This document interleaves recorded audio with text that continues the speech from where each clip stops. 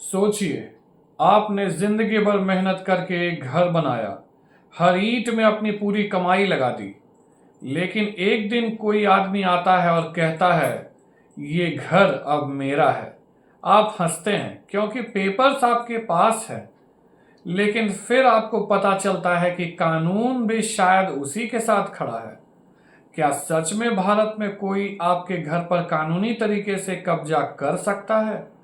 आज की ये कहानी आपको अंदर तक हिला देगी। नमस्कार दोस्तों, मैं सिद्धांत स्वागत करता हूं आपके अपने चैनल लीगल ज्ञान में। सबसे पहले हम एक सैंपल स्टोरी के माध्यम से समझते हैं। कहानी की शुरुआत, राजेश नाम का एक आदमी था।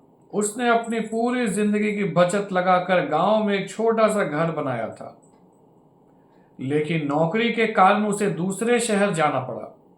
उसने सोचा कुछ महीनों बाद वापस आ जाएगा। धीरे धीरे महीने सालों में बदल गए। घर खाली पड़ा रहा। कभी कभी पड़ोसी सफाई कर देते थे, लेकिन कोई परमानेंट देखभाल नहीं थी। फिर एक दिन एक आदमी उस घर में रहने लगा। पहले लोगों को लगा शायद रिश्तेदार होगा। फिर उसने बिजली का बिल अपने नाम करवाया, पानी कनेक्शन लगवाया, स्थानीय लोगों से दोस्ती भी कर ली। और सबसे खतरनाक बात, उसने कहना शुरू कर दिया, ये घर मेरा है। अब असली झटका तब लगा जब कुछ साल बाद राजेश वापस लौटा। उसने देखा उसके घर में कोई दूसरा परिवार रह रहा है। राजेश गुस्से में पुलिस के पास गया, लेकिन वहां से जवाब मिला, ये सिविल मैटर है, यानी पुलिस तुरंत कुछ नहीं कर सकती थी।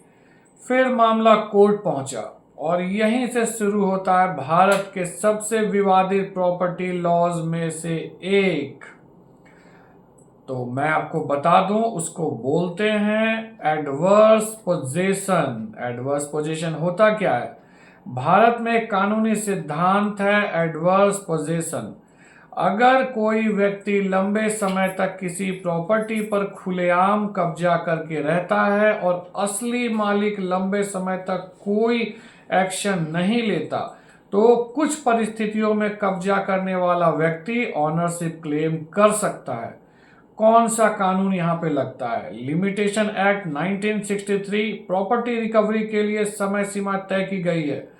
अगर असली मालिक कई वर्षों तक अपने अधिकार के लिए एक्शन नहीं लेता, तो बाद में उसका क्लेम कमजोर हो सकता है। तो यहाँ पे कुछ इंपॉर्टेंट कंडीशंस हैं। सिर्फ घर में घुस जाने से कोई मालिक नहीं बन जाता। एडवर्स पोजीशन के लिए कब्जा खुला होना चाहिए, लगातार होना चाहिए, बिना छुपाए होना चाहिए, लंबे समय तक होना चाहिए। असली मालिक को जानकारी होनी चाहिए या हो सकती थी। इमोशनल ट्विस्ट यहाँ पे क्या है? कोर्ट में राजेश ने पेपर्स दिखाए, लेकिन दूसरी तरफ वाले आदमी ने बिजली बिल दिखाया, पानी का बिल दिखाया, लोकल विटनेस खड़े कर दिए, प्रॉपर्टी टैक्स रिसीप्ट सब दिखा दिए। वो कई सालों से वहां रह रहा था। अब मामला सिर्फ घर किसका है नहीं था, बल्कि किसने अपने अधिकार की रक्षा की, वह बन चुका था। अब यहाँ पे सुप्रीम कोर्ट का एंगल क्या है? भारत में कोर्ट्स ने कई बार कहा है कि एडवर्स पोजीशन मिसयूज भी हो सकता है। सुप्रीम कोर्ट ने इसे हरास लॉ तक कहा है, लेकिन ये कानून आज भी लीगल सिस्टम का हिस्सा है।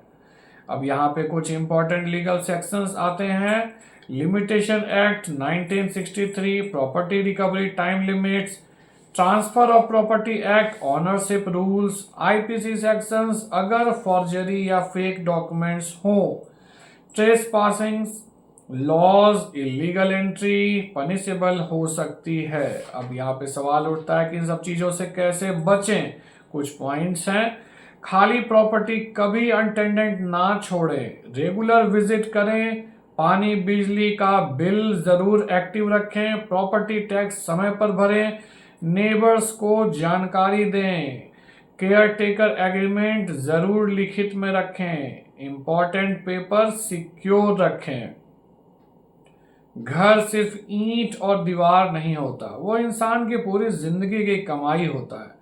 लेकिन कई बार लोग अपनी प्रॉपर्टी सुरक्षित समझकर सालों तक उसे छोड़ देते हैं और फिर एक दिन उन्हें पता चलता है कि कानून की लड़ाई सिर्फ सच की नहीं, सबूत और समय की भी होती है।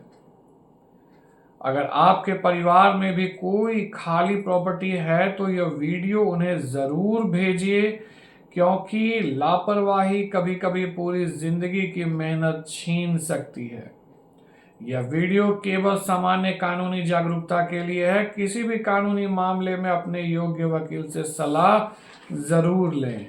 अगर वीडियो यूजफुल लगा हो तो लाइक, शेयर और चैनल को सब्सक्राइब करना बिल्कुल ना भूलें। मैं फिर मिलूंगा अपने अगले वीडियो में एक और छोटी मगर बड़े काम की बात को लेकर। तब तक के लिए नमस्ते।